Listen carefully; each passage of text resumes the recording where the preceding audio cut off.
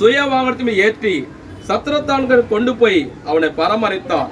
மறுநாள் தான் புறப்படும் போது 2 பணத்தை எடுத்து சத்திரத்தான் கையிலே கொடுத்து, நீ இவனை விசாரித்துக்கொள், அதிகமா ஏதாயிலும் இவனுக்காக செலவைத்தால் நான் திரும்பி வரும்போது அதை உனக்கு தருவேன் என்றார். யார் வருது அந்த வழியாக? சமாரியன் வராரு. யார் வராரு? யார் வராரு? சத்தமா சொல்லுங்களேன். யார் வருது? சமாரியன் வராரு. அந்த சமாரியன் வந்து என்ன பண்றாரு? அவர் செய்யறாரு, அவனை கொண்டு வந்து அவனை செய்யறாரு. சமாரியன் வந்து என்ன பண்ற பாக்குறாரு, கவனிங்க, முடிக்க போறேன்.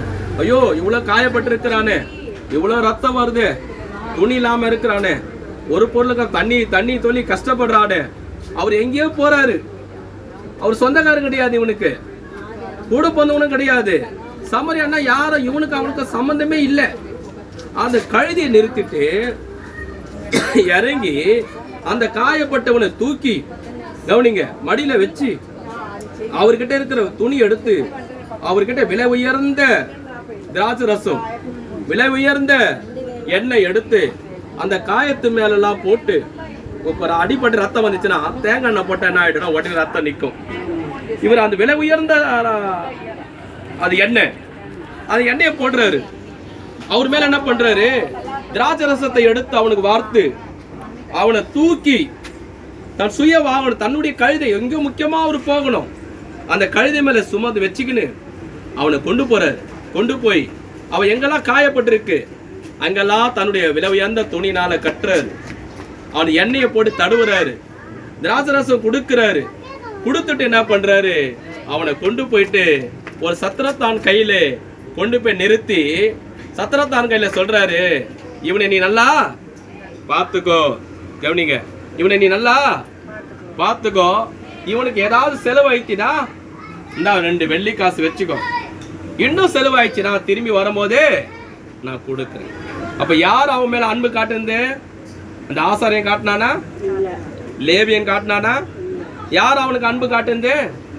இந்த சமாரியன். யார் அவனுக்கு உதவி செய்தது? சமாரியன். அந்த சமாரியன் என்பது யார் தெரியுமா? சமாரியன் யார் தெரியுமா? நம் ஆண்டவராகிய இயேசு கிறிஸ்து. கைகதடி கர்த்தரை ஸ்தோத்திரம் பண்ணுவோம். நம்முடைய ஆண்டவராகிய இயேசு கிறிஸ்து. இன்னைக்கு நம்முடைய வாழ்க்கை அதுதான். கவனிங்க, நம்முடைய வாழ்க்கை அதுதான். நம்ம பாவத்தின் நிமித்தமாக நம்ம காயப்பட்டோம், மனிதர்கள் நம்பி, உலகத்தை நம்பி, நம்ம கிட்ட இருக்கிற பணத்தை இழந்தோம், சொந்தமாக நம்ம கிட்ட இருக்கிற நகையை இழந்தோம், நம்ம கஷ்டப்பட்டு சவதரித்திருந்த எல்லா பொருளை நம்ம இழந்தோம், வீட்டை நம்ம இழந்தோம், எல்லாவற்றையும் நம்ம இழந்து நடுத்தல நின்னோம். மனிதர்களை நம்பணும், அவங்க கைவிட்டாங்க. சொந்த பந்தங்களை நம்பணும், அவர்களை கைவிட்டாங்க. அவர்களுக்காக நம்ம வாழ்நாள் முழுது கஷ்டப்பட்ட எல்லா பணத்தையும் நம்ம செலவு பண்ணோம். ஆனால் நமக்கு ஒரு வியாதி வந்த உடனே அவர்கள் நம்மளை கைவிட்டாங்க. ஒரு உதவியை பண்ணல, ஒரு நன்மையை செய்யல. ஆனா ஆண்டவரா இயேசு கிறிஸ்து நம்மளை கண்ணோக்கி பார்த்து, நம்ம இன்னைக்கு ஊழியக்கார மூலமா நம்ம கிட்ட வந்து நம்மளை தொட்டு அணைத்து, அவர் முதுகு மேலே நம்மளை சுமந்து, திராட்சை ரசம் என்பது என்ன தெரியுமா? விலை உயர்ந்த அவருடைய ரத்தம். வேதம் சொல்லுகிறது, திருவந்த அன்னைக்கு என்ன கொடுக்கப்படும்? திராட்சை ரசம் கொடுக்கப்படும். அந்த திராட்சை ரசம் என்பது எது தெரியுமா? இயேசுவின் ரத்தம். அவர் விலை உயர்ந்த அவருடைய ரத்தத்தை சிந்தி நம்ம பாவங்களை கழுவி சுத்திகரிக்கிறார். அவர் எண்ணெயினால் அவன் காயத்தை கழுவினார். அந்த எண்ணெய் என்பது எது தெரியுமா? பரிசுத்த ஆவியானவர். பரிசுத்த ஆவினாலே நம்மளை அவர் பலப்படுத்தினார். நம்ம உடைந்து போன நம்ம உள்ளத்தை அவர் தேர்த்தினார். உடைந்து போன நம்முடைய இதயத்தை அவர் ஆற்றினார். நமக்கு சமாதானம் கொடுத்தார், நமக்கு நிம்மதி கொடுத்தார், நம்ம கண்ணீரை துடைத்தார். இன்னைக்கு இயேசு கிறிஸ்து 1000 பரிசுத்தவான்களோடு தேவ தூதலோடு இந்த பூமிக்கு வரப்போகிறார். ஒரு ஆமே சொல்லுவோமா? ஒரு அல்லையா சொல்லுவோமா?